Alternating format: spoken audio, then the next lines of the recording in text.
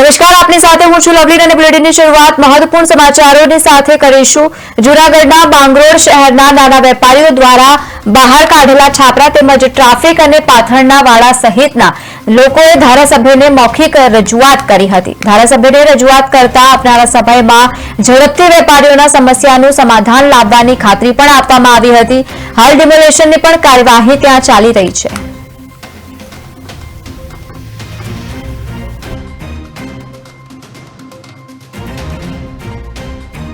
રોજ માંગરોળ શહેરના તમામ વેપારીઓ સાથે એક અગત્યની મીટિંગ રાખવામાં આવેલી, જેમાં 100 જેટલા વેપારીઓ હાજર હતા અને જે વેપારીને જે કંઈ પ્રશ્નો છે, એની મુશ્કેલી છે, એ મને રજૂઆત કરવામાં આવી અને વહેલામાં વહેલી તકે એની મુશ્કેલીનો ઉકેલ આવે એવી સરકાર કક્ષાએ એને જ્યાં કંઈ રજૂઆત કરવાની છે એ રજૂઆત કરી અને એના પ્રશ્નનો નિકાલ લઈ આવવાની મેં ખાતરી આપી।